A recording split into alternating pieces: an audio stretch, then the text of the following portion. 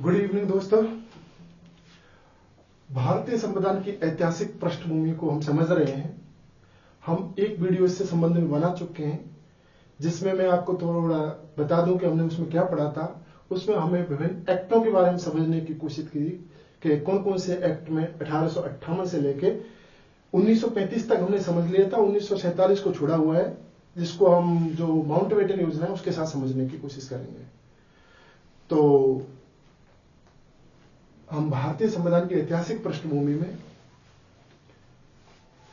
किस व्यक्ति ने या किस दल ने क्या अपनी राय रखी थी, पहले हम इस बात पर थोड़ी सी चर्चा कर लेते हैं।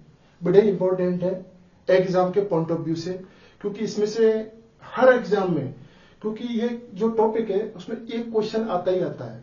आरएस में भी पूछा जाता है, फर्स्ट ग्रेड में तो 100% इसमें से एक क्वेश्चन आता है, सेकंड ग्रेड में भी एक क्वेश्चन इसमें देखने को मिलता है। तो बहुत ही इंपॉर्टेंट है। तो जो व्यक्ति या दल ने क्या बोला था, ये बहुत सारी एग्जामों में इसमें क्वेश्चन पूछा गया है। तो पहले हम इसको समझते हैं कि एक व्यक्ति या दल ने भारतीय संविधान के बारे में क्या अपनी राय रखी थी।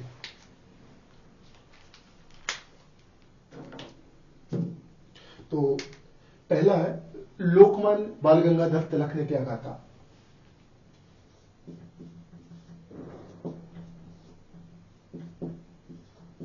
लोकमान्य तिलक ने क्या कहा था। महात्मा गांधी ने क्या कहा। महात्मा गांधी ने 1922 में क्या बोला। महात्मा गांधी के बाद में जो नेहरू रिपोर्ट थी, नेहरू रिपोर्ट 1928 में आई थी, उसमें क्या बोला गया था। नेहरू रिपोर्ट के बाद में एक नव मानवतावादी एम.एन. रॉय साहब, एम.एन. राय, जो ये नव मानवतावादी थे, इन्होंने 1934 में क्या बोला था। फिर इसके अलावा कांग्रेस में एक अधिवेशन होता है 1936 में, तब क्या बोला जाता है। 1936 के बाद में नेहरू जी ने क्या बोला था। 1938 में नेहरू जी ने क्या बोला था भारतीय संविधान के बारे में। और लास्ट में एक सरपू समिति की रिपोर्ट आती है 1945 में। ये मेन है क्वेश्चन। लोकमान्य तिलक पे बहुत बार पूछा गया है, गांधी जी पे क्वेश्चन पूछा गया है, एम.एन. राय पे क्वेश्चन पूछा गया है, सरपू समिति पे क्वेश्चन पूछा गया है। तो इनको हम एक बार देख लेते हैं क्या क्या है। तो लोकमान्य तिलक साहब स्वराज्य विधेयक लेके आए थे। स्वराज्य विधेयक उन्होंने बोला था कॉन्स्टिट्यूशन ऑफ इंडिया, उनका वो जो विधेयक था वो उसका नाम था कॉन्स्टिट्यूशन ऑफ इंडिया एक्ट में सबसे पहले उन्होंने इसकी चर्चा की थी कि भारत का संविधान होना चाहिए। उन्होंने इसकी मांग की थी कॉन्स्टिट्यूशन ऑफ इंडिया एक्ट के अंतर्गत। फिर गांधी जी ने क्या बोला। तो गांधी जी पहले व्यक्ति थे जिन्होंने इस बात की मांग उठाई थी। गांधी जी पहले व्यक्ति थे जिन्होंने स्पष्ट उल्लेख किया था। इन्होंने स्पष्ट जो उल्लेख किया था, जब क्वेश्चन आएगा तो क्वेश्चन में यही लैंग्वेज लिखी होगी कि स्पष्ट उल्लेख किसने किया, तो आंसर महात्मा गांधी। और अगर यहाँ पर कॉन्स्टिट्यूशन ऑफ इंडिया एक्ट या स्वराज्य विधेयक के माध्यम से किसने मांग की थी, तो लोकमान्य तिलक ने मांग की थी। तो स्पष्ट उल्लेख जो दिखता है कि भारत के संविधान के बारे में, तो गांधी जी के बारे में दिखता है। नेहरू रिपोर्ट में 1945 में एक उसकी बात की कि एक दिशा निर्देश दिया गया था कि हमें किस दिशा में आगे बढ़ना चाहिए। तो पहली बार नेहरू रिपोर्ट में कि हमें एक दिशा निर्देश मिले थे कि हमें किस दिशा में आगे बढ़ना चाहिए, वो नेहरू रिपोर्ट में देखने को मिले भारतीय संविधान में। एम.एन. रॉय साहब के बारे में अगर बात करें 1934 में, तो उन्होंने पहली बार संविधान सभा की मांग कर डाली कि संविधान सभा होनी चाहिए, बिना संविधान सभा के हम संविधान बनाएंगे कैसे। तो पहली बार संविधान सभा की बात एम.एन. रॉय साहब कर रहे हैं। कांग्रेस की बात करें तो 1936 में कांग्रेस ने औपचारिक मांग की। औपचारिक मांग इन्होंने रखी थी। एक बात और याद रख सकते हैं जैसे कि सार्वभौमिक वयस्क मताधिकार की जो मांग पहली बार कांग्रेस ने की थी वो 1936 में की थी। तो ये भी है कि कांग्रेस ने सार्वभौमिक वयस्क मताधिकार कम मांगा था, तो वो 1936 था। लेकिन जो औपचारिक मांग थी कि कांग्रेस के द्वारा औपचारिक मांग कब की गई कि 1936 में की गई। 1936 में किसने औपचारिक मांग की थी? कांग्रेस के द्वारा की गई थी। तो ये हालांकि इस पर क्वेश्चन आया नहीं है। नेहरू जी की अगर बात करें तो उन्होंने कहा है कि भारत का एक मतलब वो ऐसा कहना चाहिए कि भारत का एक संविधान होगा, भारत का एक संविधान होगा जिसका निर्माण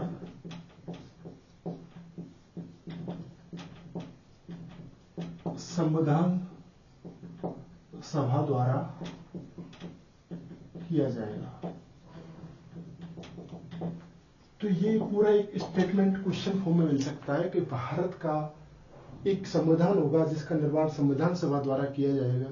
किसका स्टेटमेंट है? तो वो जो पंडित नेहरू के द्वारा का ये स्टेटमेंट है जो उन्होंने 1938 में दिया था। फिर सरकू समिति, तो इसमें मिलती है संविधान निर्माण की योजना। तो ये मोटी मोटी तथ्य और फैक्ट थे किसी व्यक्ति या किसी दल के संबंध में जो हमारे संविधान निर्माण के लिए अलग अलग टाइम पे इसकी मांग है। सन लोकमान्य तिलक के द्वारा जो हुई थी वो 1992 से इन्होंने मांग करना शुरू कर दिया था। तो वो 92 थे constitution of India act. Mahatma Gandhi का स्पष्ट उल्लेख सबसे पहले जो संविधान के बारे में मिलता है तो गांधी जी के द्वारा मिलता है। नेहरू रिपोर्ट 1928 में पहली बार दिशा निर्देश मिलते हैं कि हम किस दिशा में आगे बढ़ना चाहिए। एमएन राय साहब संविधान सभा की मांग कर देते हैं। कांग्रेस औपचारिक मांग करती है। नेहरू जी का ये स्टेटमेंट है, फेमस है, 1938 में उन्होंने दिया था। और सप्रू जो समिति थी 1945 में उन्होंने संविधान निर्माण की योजना बताई थी। तो ये इस सब में इंपॉर्टेंट है, इसमें क्वेश्चन यहां से पूछे जाता रहता है। तो हम दो चीजों का अध्ययन कर चुके हैं, एक्ट का अध्ययन कर चुके हैं, विभिन्न दल के या किसी व्यक्ति का संविधान के संबंध में मत क्या था इसका अध्ययन कर चुके हैं। अब हम मिशनों के बारे में बात करेंगे कि कौन कौन से मिशन आए थे जिसमें क्रमवार कैसे हम धीरे धीरे अपने संविधान की ओर बढ़े थे। संविधान सभा की मांग इतनी हो गई कि 1946 में तो आकर संविधान सभा का निर्माण करना ही पड़ा था। तो उस तरफ हम आगे बढ़ेंगे मिशनों के माध्यम से। दो चीजों का हम अध्ययन कर चुके हैं। अब हम तीसरे पॉइंट की तरफ आगे बढ़ते हैं।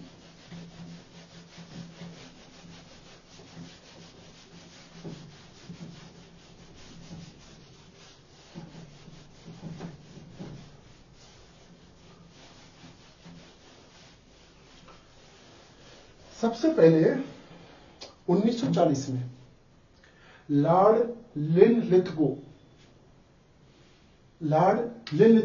के नेतृत्व में एक प्रस्ताव आया था। उसमें संविधान की पहली बार बात की गई थी। तो लॉर्ड लिनलिथगो के द्वारा अगर हम मिशनों की बात करें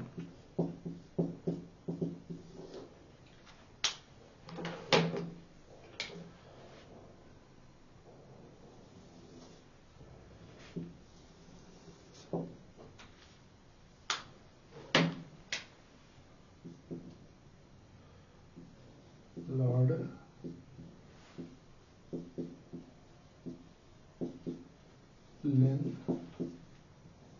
लिनलिथगो 1940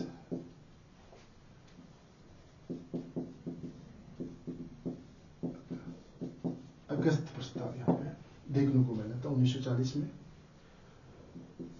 तो एक कहते हैं कि एक मांग स्पष्टता जो मांग हुई थी पहली बार कि भारत में संविधान का निर्माण किया जाएगा, ये पहली बार लॉर्ड लिनलिथगो द्वारा 1940 में किया गया था। इसको हम अगर वैसे भाषा के तौर पे तो स्वभावतः जो एक होता है ना क्वेश्चन फॉर्म में कैसे स्वभावतः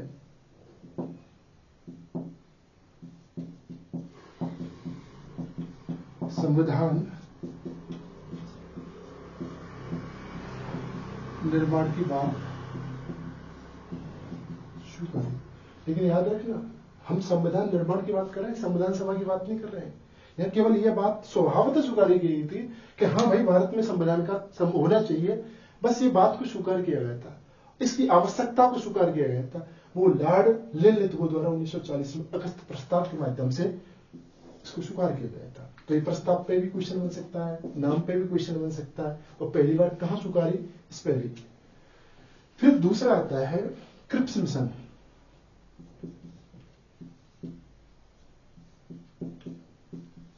Cripps mission, Cripps mission Bharat आया था 1942 को। 1942 को इन्होंने संविधान सभा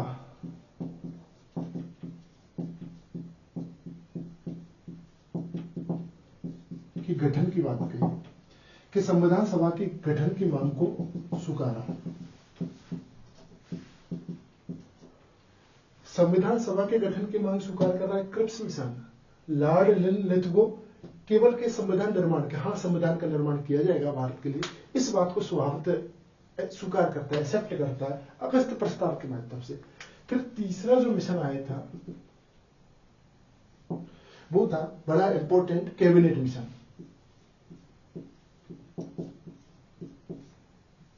कैबिनेट मिशन, कैबिनेट मिशन 1946। 1946 में ये आता है और 16 मई 1946 को अपनी रिपोर्ट प्रस्तुत कर देता है। फरवरी 1946 में ये आता है कैबिनेट मिशन, 16 मई 1946 को अपनी रिपोर्ट प्रस्तुत कर देता है। ये 3 सदस्यीय मिशन था, जिसमें एक तो जो क्रिप्स मिशन में आ चुका था वही व्यक्ति था, यानी कि एक मंत्रिमंडलीय मिशन था। मंत्रिमंडलीय सचिव मिशन की बात अगर मैं कर रहा हूं तो इसका मतलब ये है कि जो भारत सचिव था उसकी अध्यक्षता में आया हुआ मिशन था। तो जो भारत सचिव इसकी अध्यक्षता कर रहा था और इसके 3 जो सदस्य थे वो थे एवी अलेक्जेंडर,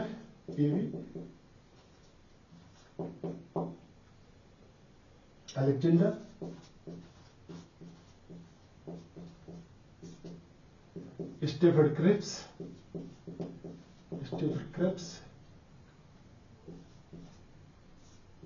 और एक था लॉर्ड पैथिक लॉरेंस।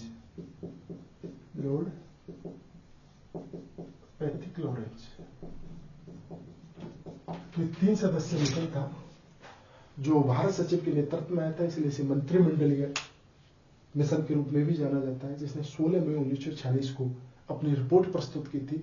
तो इसकी रिपोर्ट में क्या क्या खास बातें थी इसको समझने की हम कोशिश करते हैं। तो ये जो कैबिनेट मिशन था ना, वैसे तो भारतीय संविधान के निर्माण को जो व्यावहारिक रूप से अमली जामा पहनाने की जो बात हुई थी वो इसी में हुई थी। तो ये बात बड़ी इंपॉर्टेंट हो जाती है क्वेश्चन रूप में कि अमली जामा, संविधान निर्माण का जो पहली बार जो अमली जामा शब्द क्वेश्चन के फॉर्म में है, कई एग्जामों में पूछा भी जा चुका है कि पहली बार अमली जामा कब पहनाया गया ना। तो ये जो अमली जामा है, अमली जामा व्यावहारिक रूप से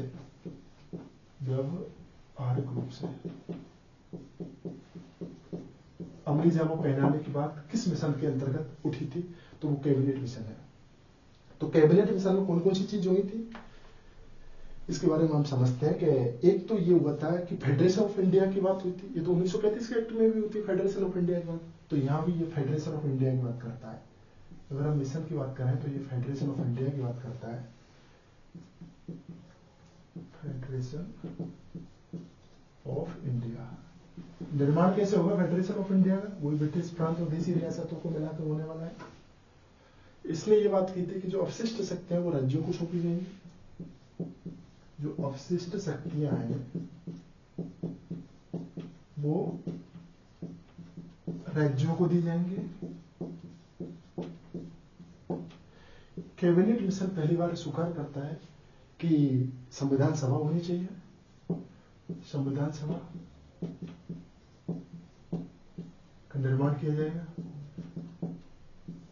और ये जो संविधान सभा थी ये अंतरिम संविधान सभा के रूप में काम करे, जाना जाता है इसके अंतरिम संविधान सभा के रूप में। एक थी गवर्नमेंट की नियुक्ति होगी, भारतीय गवर्नमेंट, जो अंतरिम गवर्नमेंट के रूप में नियुक्त की जाएगी, जिसे वो बोलेंगे अंतरिम सरकार होगी, अंतरिम सरकार होगी, इसकी बात की गई थी। तो ये सारी इसमें मोटी मोटी बातें की गई थी, संविधान सभा की अंतरिम सरकार की बात की गई थी ये। लेकिन कैबिनेट मिशन में सबसे अच्छी बात ये थी कैबिनेट मिशन की कि गांधी जी ने इसकी बड़ी प्रशंसा की थी। तो गांधी जी को ऐसा क्या लग रहा था कि भाई ये मिशन बड़ा अच्छा है, क्योंकि इस मिशन ने पाकिस्तान की मांग को सिरे से खारिज कर दिया था कि भाई पाकिस्तान का निर्माण तो नहीं होगा, और जब पाकिस्तान का निर्माण नहीं होने वाला है तो जिन्ना का तो बढ़ेगा, फिर स्वाभाविक था कि जिन्ना नाराज होना था।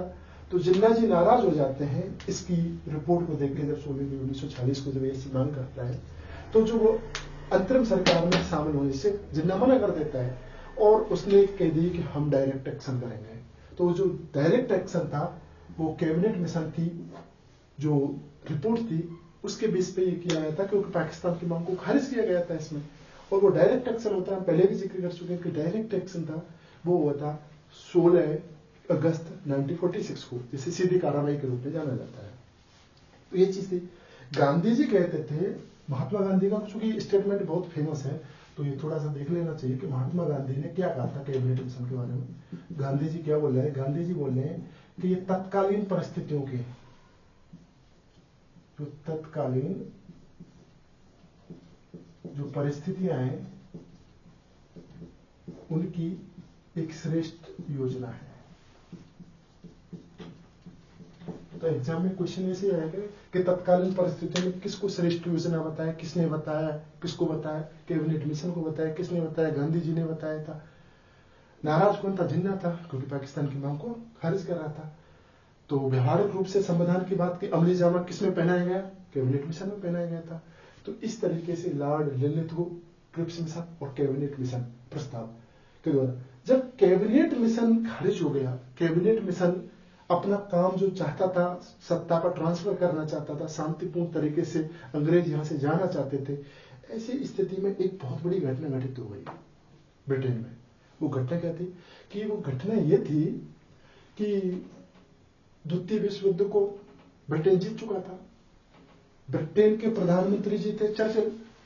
तो चर्चिल की सभी पूरे विश्व में वाहवाही के वाह हम तो वही युद्ध जीत गए, द्वितीय विश्व युद्ध के विजेता हो रही थी।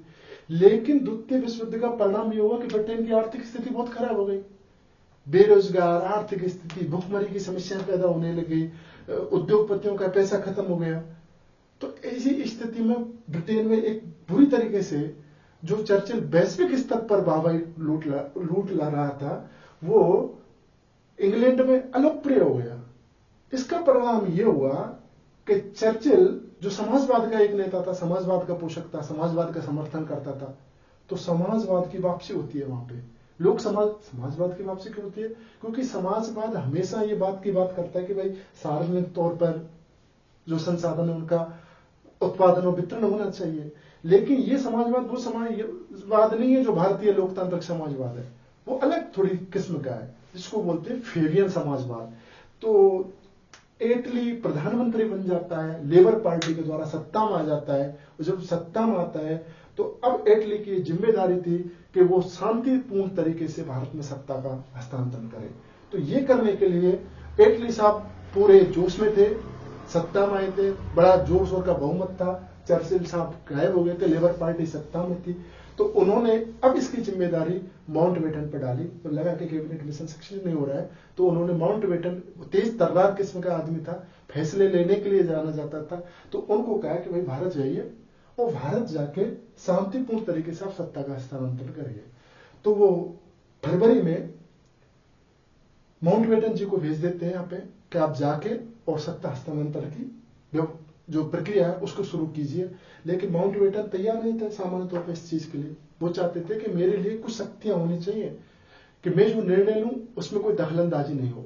लेकिन इन्हीं शक्तियों के साथ क्लीमेंट एटली साहब ने माउंटबेटन को भारत भेजा। तो हम उसको समझने की कोशिश करते हैं कि माउंटबेटन योजना कैसे आगे जाके लागू होती है इसके कैबिनेट मिशन के बाद में। तो मैं इसको तो मिटा देता हूं।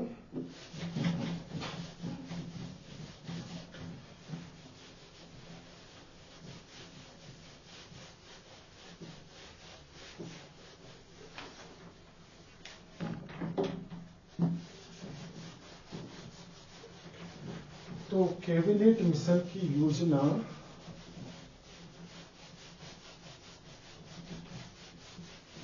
पूरी तरह लागू नहीं हो सकी जिन्ना के डायरेक्ट एक्शन।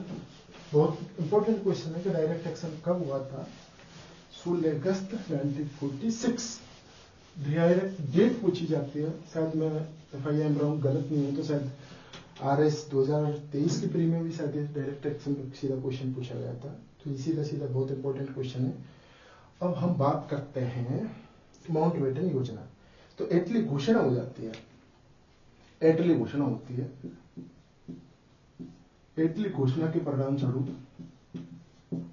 क्योंकि एटली कौन थे? प्रधानमंत्री थे, इंग्लैंड के लेबर पार्टी के नेता थे और बहुत भारी बहुमत मिला था इनके लिए और लगातार दबाव बढ़ता जा रहा था कि भाई भारत से हमें शांतिपूर्ण तरीके से निकलना है। भारत की स्थिति खराब हो रही थी, दिन प्रतिदिन दंगे बढ़ते जा रहे थे। तो इसलिए एक तेज तर्रार आदमी की जरूरत थी और तेज तर्रार आदमी निकला माउंटबेटन। तो माउंटबेटन को उन्होंने भेजा फरवरी 1947 में। इटली घोषणा का ये परिणाम निकला कि फरवरी 1947 में माउंटबेटन साहब आ जाते हैं भारत। माउंटबेटन साहब आ जाते हैं।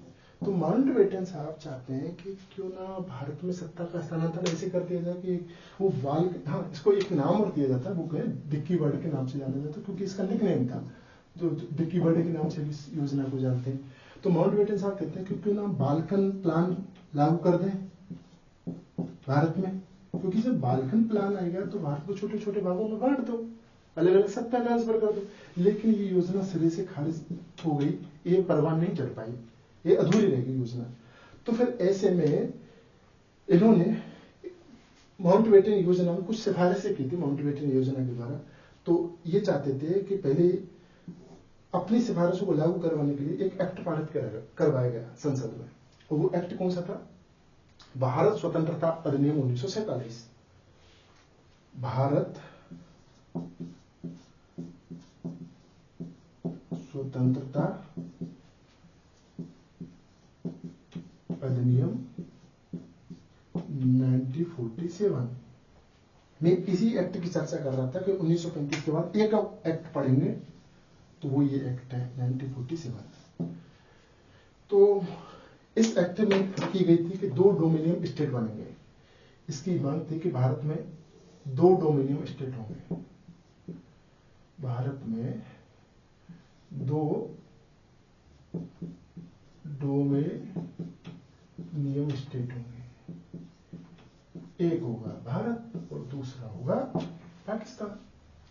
मैं आपको थोड़ी सी ये समझाऊं कि जो डोमिनियन स्टेट है, बहुत सारे जो स्टूडेंट है वो कंफ्यूज होते हैं कि डोमिनियन की क्या कहानी है, क्या व्यवस्था होती है। देखो भारत में तो ये डोमिनियन स्टेट की जो बात थी, पहली बार नेहरू रिपोर्ट में 1928 में इसका जिक्र होता है कि डोमिनियन स्टेट होगा। लेकिन जवाहरलाल नेहरू तो सहमति नहीं थे कि हमें डोमिनियन, हमें तो पूर्ण स्वराज्य चाहिए। तो वो तो पूर्ण स्वराज्य की मांग कर रहे थे। तो भारत तो डोमिनियन से सेटिस्फाई नहीं था। लेकिन 1947 का एक्ट कह रहा है कि हम 2 डोमिनियन स्टेट बनाएंगे। तो डोमिनियन स्टेट की कहानी ऐसी थी कि भारत चाहता था कि हम पूरी तरह संप्रभु बने, लेकिन डोमिनियन स्टेट में भारत पूरी तरह संप्रभु बन ही नहीं सकता था, क्योंकि 2 व्यवस्थाएं होनी थी। एक तो भारतीय शासन होने वाला था और एक गवर्नर जनरल का पद यहाँ पर रहने वाला था। अब गवर्नर जनरल जब भारत में रहेगा तो कैसे हम डोमिनियन स्टेट बन के हम अपनी कह सकते हैं कि हम पूर्ण स्वतंत्र हो गए, हमारी पूरी संप्रभुता हासिल हो गई? तो हमारी तो संप्रभुता आंशिक ही रह जाती। तो भारत की डोमिनियन स्टेट कब तक रहेगा? भारत जब तक रहेगा जब तक, तो ये तय हुआ था, जो भारत का जो उच्च लीडरशिप थी उसने तय किया था कि भाई जब तक हम पूरी तरीके से हमारा जो सत्ता ना संभाल लें तब तक माउंटबेटन जी हमारे यहाँ पे आप बने रहो गवर्नर जनरल के पद पे। तो गवर्नर जनरल के पद पे माउंटबेटन जी बने रहे। उसके बाद में जो पहले भारत का तो श्री राजगोपालाचारी बन के गवर्नर जनरल बने, और उसके बाद ये जैसे ही 26 जनवरी 1950 को भारतीय संविधान लागू होता है तो गवर्नर जनरल का पद खत्म कर दिया जाता है। तो भारत फिर डोमिनियन स्टेट नहीं रहता, भारत पूरी तरह संप्रभु बन चुका था। तो क्वेश्चन उठता है कि क्या आज भी कोई देश डोमिनियन स्टेट की भूमिका में रहता है? कहाँ, बिल्कुल रहता है। तो ऐसे 4 देश हैं, सॉरी 3 देश हैं ऐसे कि एक तो डोमिनियन स्टेट में कनाडा है जो आज भी डोमिनियन है, एक ऑस्ट्रेलिया है और एक है न्यूजीलैंड। ये 3 देश ऐसे हैं जहां आज भी डोमिनियन स्टेट के रूप में, क्योंकि ये भी ओपन थे ब्रिटेन के। आज भी गवर्नर जनरल पद की नियुक्ति होती है। आज भी वो जो ब्रिटिश क्राउन है उसकी सहमति लेते हैं गवर्नर जनरल की नियुक्ति करने के लिए। लेकिन हाँ, उनकी व्यवस्था ऐसी है कि वो जिस व्यक्ति को वो भेज देते हैं प्रस्ताव, उस पर ब्रिटिश ताज मोहर लगाता है और उसकी कोई ऐसी भूमिका नहीं होती। लेकिन ये तीनों जो देश है उनमें आज भी डोमिनियन स्टेट है। और भारत के डोमिनियन स्टेट खत्म हो गया था 26 जनवरी 1950 को, जब सी राजगोपालाचारी भारत के पहले गवर्नर जनरल थे। वैसे दूसरे थे, क्योंकि भारत के स्वतंत्र भारत जब 15 अगस्त 1947 को भारत स्वतंत्र होता है तो माउंटबेटन पहले थे और उसके बाद आते हैं सी राजगोपालाचारी। तो 2 डोमिनियन स्टेट की बात की गई थी। दूसरी बात थी इसमें कि एक वो बनाया जाएगा, एक जो ये था पंजाब और बांग्लादेश की सीमा का निर्धारण करने के लिए जो इसको कौन अलग करेगा, तो वो रेड क्लिफ के नाम से रेड क्लिफ की बात की गई कि भाई इसका सीमा का निर्धारण करेगा ये जाके। और एक की बात ये थी कि सीमा का निर्धारण करेगा। सत्ता हस्तांतरण की बात हो गई थी कि हम भाई भारत को अगस्त में 15 अगस्त भारत स्वतंत्र हो जाएगा। ये भारत स्वतंत्रता अधिनियम की बात इसमें की गई थी। ये तो ऐसी जो मोटी मोटी जो बातें थी वो भारत स्वतंत्रता अधिनियम में कि हमें कैसे जब तक रेड क्लिफ की बात की गई थी और भारत में कैसे वो पाकिस्तान की इसको बात को सहमति दे दी गई थी कि पंजाब का कैसे विभाजन होने वाला है, बंगाल का कैसे विभाजन होने वाला है, इस चीज की। तो इसमें जो भारत स्वतंत्रता अधिनियम पर 2 स्टेटमेंट बहुत इंपॉर्टेंट है, एक तो गांधी जी का और एक अब्दुल गफ्फार का। गांधी जी कहते हैं कि जो भारत स्वतंत्रता अधिनियम, गांधी जी कहते हैं कि जो क्योंकि ये जो भारत स्वतंत्रता अधिनियम है ये विभाजन की बात स्वीकार कर लेता है। कैबिनेट की तो बुरी प्रशंसा करते हैं वो कि भाई ये पहला है कि जो वर्तमान परिस्थितियों के हिसाब से श्रेष्ठ योजना है, लेकिन ये कह देता है कि हम भारत का विभाजन होगा और 2 डोमिनियन स्टेट बनेंगे। तो गांधी जी इसी 2 डोमिनियन स्टेट की बात से नाराज होते हैं और वो कहते हैं कि विभाजन मेरी लाश पे होके बनेगा। ऐसी बात गांधी जी करते हैं कि जब तक मैं हूं विभाजन हो ही नहीं सकता। लेकिन बाद में वो अलग बात थी कि कांग्रेसी नेताओं के द्वारा उनको मना लिया गया था और उन्होंने इस बात को स्वीकार कर लिया था। लेकिन जो वो अब्दुल गफ्फार खान थे, अब्दुल गफ्फार साहब थे, उन्होंने कहा था कि हमें